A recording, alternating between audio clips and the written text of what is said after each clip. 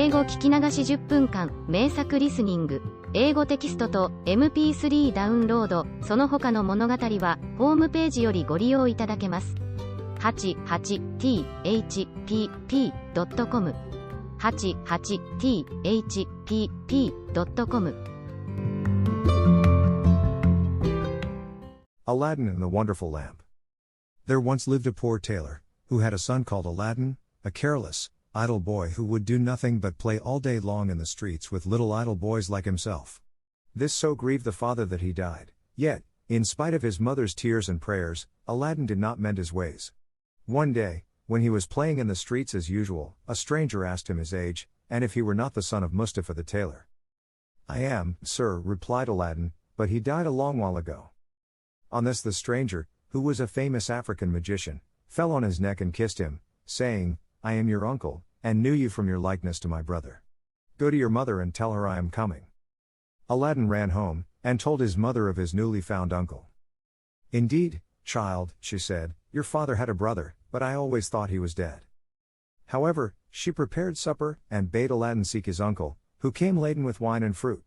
He presently fell down and kissed the place where Mustafa used to sit, bidding Aladdin's mother not to be surprised at not having seen him before, as he had been 40 years out of the country. He then turned to Aladdin, and asked him his trade, at which the boy hung his head, while his mother burst into tears. On learning that Aladdin was idle and would learn no trade, he offered to take a shop for him and stock it with merchandise. Next day he bought Aladdin a fine suit of clothes, and took him all over the city, showing him the sights, and brought him home at nightfall to his mother, who was overjoyed to see her son so fine. Next day the magician led Aladdin into some beautiful gardens a long way outside the city gates. They sat down by a fountain, and the magician pulled a cake from his girdle, which he divided between them. They then journeyed onwards till they almost reached the mountains. Aladdin was so tired that he begged to go back, but the magician beguiled him with pleasant stories, and led him on in spite of himself. At last they came to two mountains divided by a narrow valley. "We will go no farther," said the false uncle. "I will show you something wonderful, only do you gather up sticks while I kindle a fire." When it was lit the magician threw on it a powder he had about him, at the same time saying some magical words. The earth trembled a little and opened in front of them, disclosing a square flat stone with a brass ring in the middle to raise it by.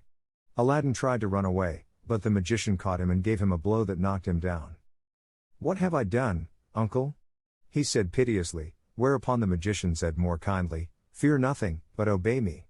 Beneath this stone lies a treasure which is to be yours, and no one else may touch it, so you must do exactly as I tell you." At the word treasure, Aladdin forgot his fears, and grasped the ring as he was told, saying the names of his father and grandfather. The stone came up quite easily and some steps appeared. "Go down," said the magician. "At the foot of those steps you will find an open door leading into 3 large halls. Tuck up your gown and go through them without touching anything, or you will die instantly. These halls lead into a garden of fine fruit trees. Walk until you come to a niche in a terrace where stands a lighted lamp. Pour out the oil it contains and bring it to me." He drew a ring from his finger and gave it to Aladdin, bidding him prosper. Aladdin found everything as the magician had said, gathered some fruit off the trees, and, having got the lamp, arrived at the mouth of the cave. The magician cried out in a great hurry, "Make haste and give me the lamp." This Aladdin refused to do until he was out of the cave. The magician flew into a terrible passion, and throwing some more powder on the fire, he said something, and the stone rolled back into its place. The magician left Persia forever, which plainly showed that he was no uncle of Aladdin's, but a cunning magician who had read in his magic books of a wonderful lamp, which would make him the most powerful man in the world. Though he alone knew where to find it, he could only receive it from the hand of another. He had picked out the foolish Aladdin for this purpose, intending to get the lamp and kill him afterwards. For 2 days Aladdin remained in the dark, crying and lamenting. At last he clasped his hands in prayer, and in so doing rubbed the ring, which the magician had forgotten to take from him. Immediately an enormous and frightful genie rose out of the earth, saying, "What wouldst thou with me? I am the slave of the ring, and will obey thee in all things." Aladdin fearlessly replied, "Deliver me from this place." Whereupon the earth opened, and he found himself outside. As soon as his eyes could bear the light he went home, but fainted on the threshold. When he came to himself he told his mother what had passed, and showed her the lamp and the fruits he had gathered in the garden, which were in reality precious stones. He then asked for some food. "Alas, child," she said, "I have nothing in the house, but I have spun a little cotton and will go and sell it." Aladdin bade her keep her cotton, for he would sell the lamp instead. As it was very dirty, she began to rub it, that it might fetch a higher price. Instantly a hideous genie appeared, and asked what she would have. She fainted away, but Aladdin, snatching the lamp, said boldly, "Fetch me something to eat." The genie returned with a silver bowl, 12 silver plates containing rich meats, 2 silver cups, and 2 bottles of wine. Aladdin's mother, when she came to herself, said, "Whence comes this splendid feast?" "Ask not, but eat," replied Aladdin. So they sat at breakfast till it was dinner time, and Aladdin told his mother about the lamp.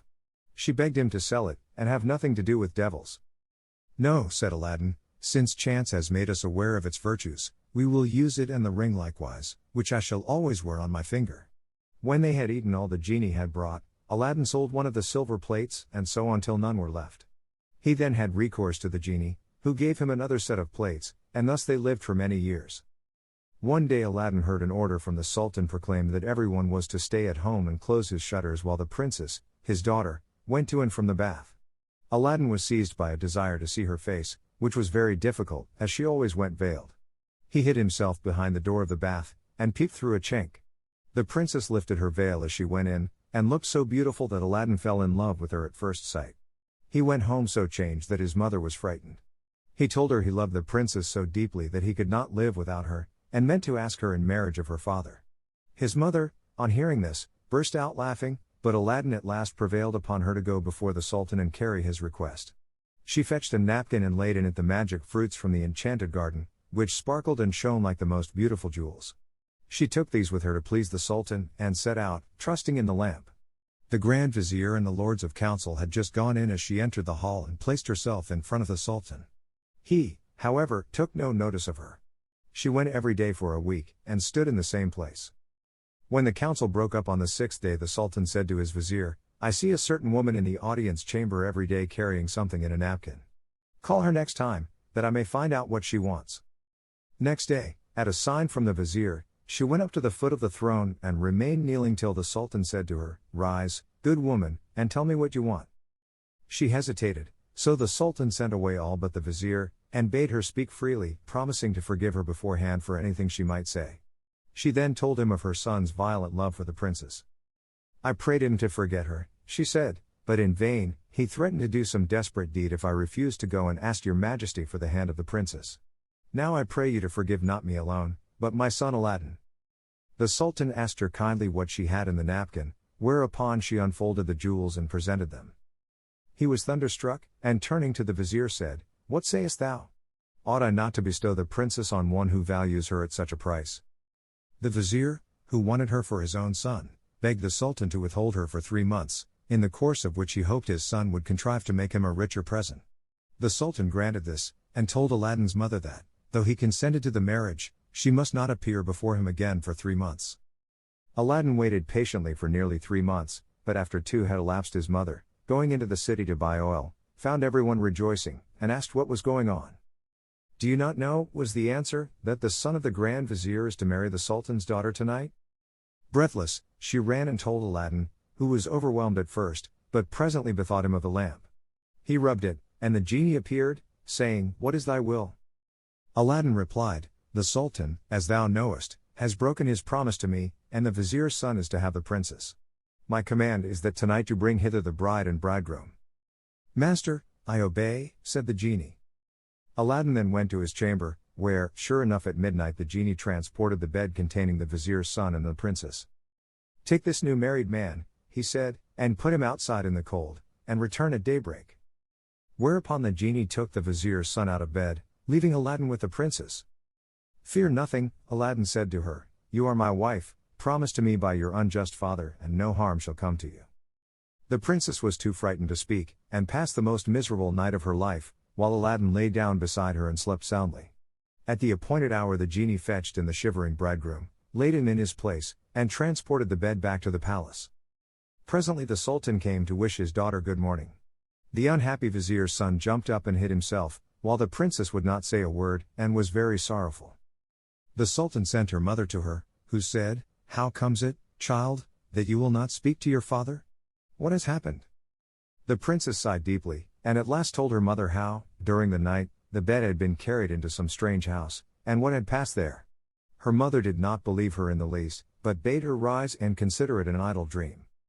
The following night exactly the same thing happened, and next morning, on the princess's refusing to speak, the Sultan threatened to cut off her head.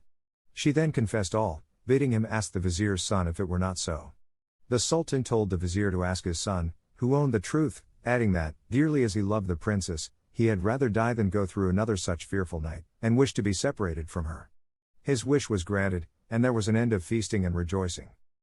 When the 3 months were over, Aladdin sent his mother to remind the Sultan of his promise. She stood in the same place as before, and the Sultan, who had forgotten Aladdin, at once remembered him, and sent for her. On seeing her poverty, the Sultan felt less inclined than ever to keep his word, and asked the vizier's advice, who counseled him to set so high a value on the princess that no man living could come up to it. The Sultan then turned to Aladdin's mother, saying, "Good woman, a sultan must remember his promises, and I will remember mine, but your son must first send me 40 basins of gold brimful of jewels, carried by 40 black slaves, led by as many white ones, splendidly dressed. Tell him that I await his answer." The mother of Aladdin bowed low and went home, thinking all was lost. She gave Aladdin the message, adding, "He may wait long enough for your answer." "Not so long, mother, as you think," her son replied. "I would do a great deal more than that for the princess." He summoned the genie, and in a few moments the 80 slaves arrived, and filled up the small house and garden. Aladdin made them set out to the palace, 2 and 2, followed by his mother. They were so richly dressed, with such splendid jewels in their girdles, that everyone crowded to see them and the basins of gold they carried on their heads. They entered the palace, and, after kneeling before the Sultan, stood in a half-circle round the throne with their arms crossed, while Aladdin's mother presented them to the Sultan. He hesitated no longer, but said, "Good woman, return and tell your son that I wait for him with open arms." She lost no time in telling Aladdin, bidding him make haste. But Aladdin first called the genie. "I want a scented bath," he said, "a richly embroidered habit, a horse surpassing the Sultan's, and 20 slaves to attend me. Besides this, 6 slaves, beautifully dressed, to wait on my mother, and lastly, 10,000 pieces of gold in 10 purses." No sooner said than done. Aladdin mounted his horse and passed through the streets, the slaves strewing gold as they went.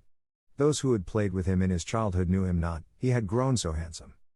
When the Sultan saw him, he came down from his throne, embraced him, and led him into a hall where a feast was spread, intending to marry him to the princess that very day.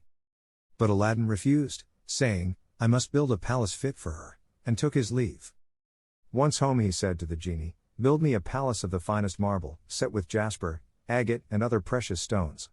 In the middle you shall build me a large hall with a dome, its 4 walls of massy gold and silver, each side having 6 windows, whose lattices, all except one, which is to be left unfinished, must be set with diamonds and rubies. There must be stables and horses and grooms and slaves, go and see about it." 英語聞き流し10分間、名作リスニング。英語テキストと MP3 ダウンロード、その他の物語は、ホームページよりご利用いただけます。88thpp.com 88thpp.com